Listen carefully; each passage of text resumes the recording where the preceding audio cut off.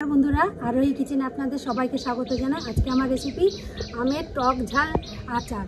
একটা আম পেড়ে নিব একটু বড় বড় দেখে। এই গাছের আম খুব একটা বেশি বড় হয় না, একটু দেখে দেখে বড় পেড়ে নিব।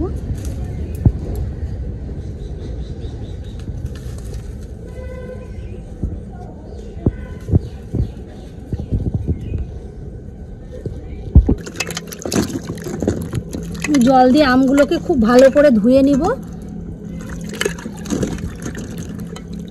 একটা কাপড় নিয়ে নিয়েছি সুতির, আমগুলোকে খুব ভালো করে মুছে নেব প্রথমে, যাতে গায়ে জল না থাকে। এভাবে পরিষ্কার করে মুছে নেব। প্রথমে আমের বোঁটাটাকে আমি কেটে নিব, দিয়ে খোসাটাকে খুব ভালো করে ছাড়িয়ে নেব।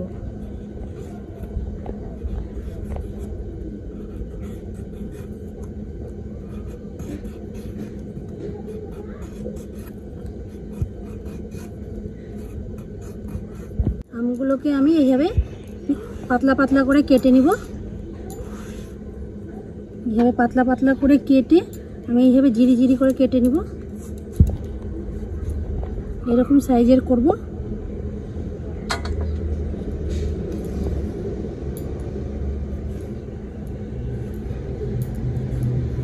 এরকম টাইপের জিরি জিরি করে কেটে নিব। আমগুলো আমি এইভাবে জিরি জিরি করে কেটে নিয়েছি।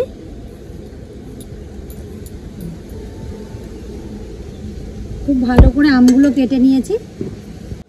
দিয়ে দিব হলুদ গুঁড়ো 1 চা চামচ,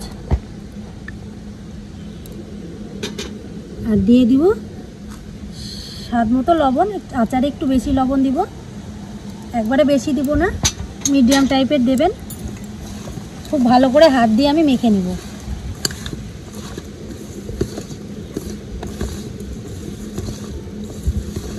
এটা মাখলে একটু পরে 10 মিনিট ঢাকা দিয়ে রাখবো। বেশিক্ষণ ঢাকা দিয়ে রাখতে হবে না, তাহলে আমটা দিয়ে আমের গায়ে যে জলটা আছে জলটা বেরিয়ে যাবে।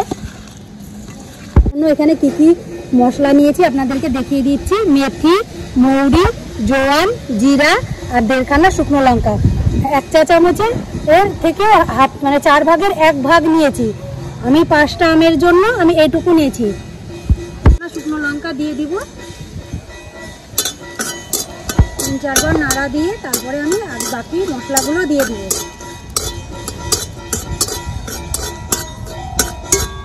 আর এখানে আমি বাকি যে মশলাগুলো আছে সেগুলো সব একসাথে দিয়ে দিব।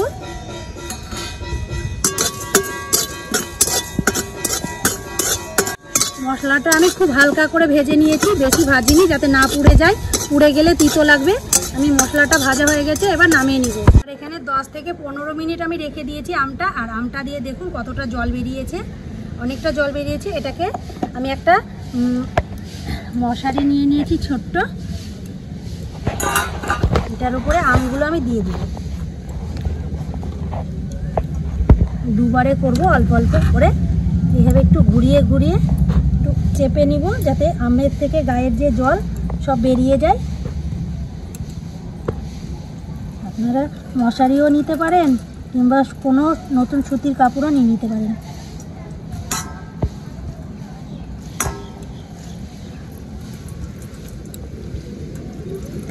কতটা জল বেরোচ্ছে।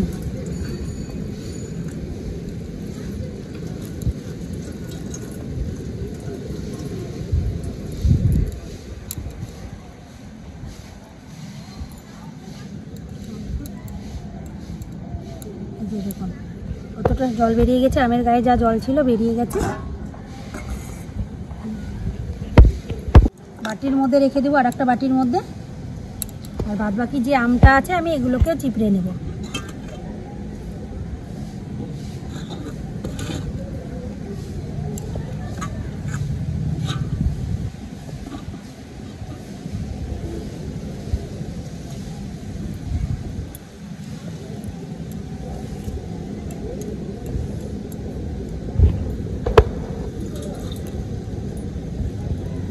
একটু ঘুরিয়ে ঘুরিয়ে একটু চেপে নিব, তারপরে আস্তে আস্তে এভাবে হাত দিয়ে চিপলেই সব রসগুলো জলগুলো বেরিয়ে যাচ্ছে। কতটা জল বেরিয়েছে।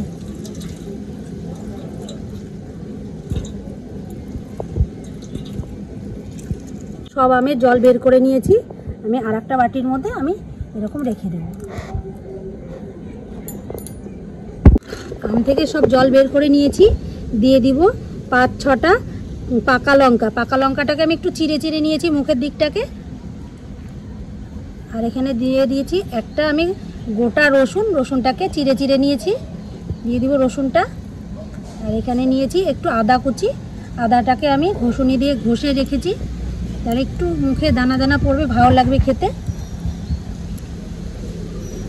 আছি সর্ষে বাটা, সর্ষে বাটাটা অনেকটাই নিয়েছি, 3 থেকে 4 চামচ হবে সর্ষে বাটা। সর্ষে বাটাটা দিয়ে এবার খুব ভালো করে মেখে নেব।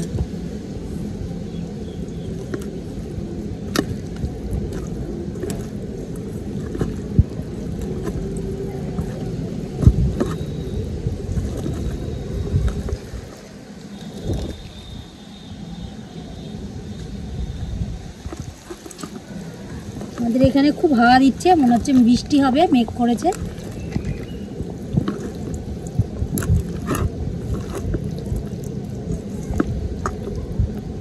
এই ভেজে রাখা মশলাটা গুঁড়ো করে নিয়ে এসেছি, আমি একবারই পিষিনি, একটু আধ ভাঙা করেছি। গুঁড়ো মশলাটা আমি দিয়ে দিব এবার। আর দিয়ে দিব অল্প সামান্য আর একটু লবণ, যেহেতু আমি আগে লবণ দিয়েছি এর জন্য অল্প লবণ দিলাম, আপনারা বুঝে দেবেন আপনাদের স্বাদ মতো। আর দিয়ে দিব সর্ষের তেল।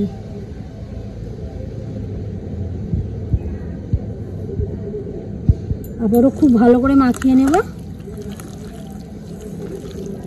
রংটা কত সুন্দর এসেছে।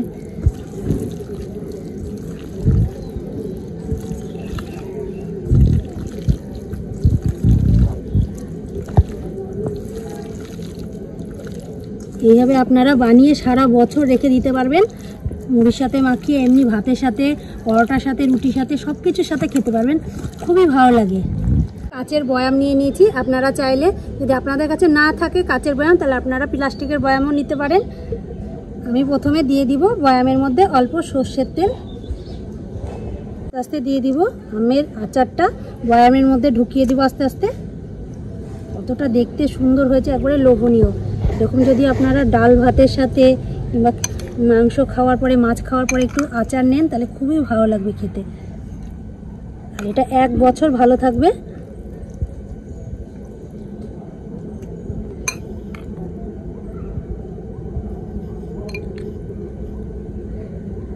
একটা লাগিয়ে দেব। আর এইভাবে রোদ ছাড়াই, কোনো ঝামেলা ছাড়াই খুব অল্প সময়ে এই আচারটা বানানো যায়। আর এই আচারটা প্রথমে আমার বলা হয়নি যে আমি এখানে সাদা সর্ষে ব্যবহার করেছি, আপনারা যে কোনো সর্ষে ব্যবহার করতে পারেন। আমার রেসিপিটি ভালো লাগলে আমাকে লাইক, কমেন্ট, শেয়ার করুন, আমার চ্যানেলটি সাবস্ক্রাইব করে রাখুন।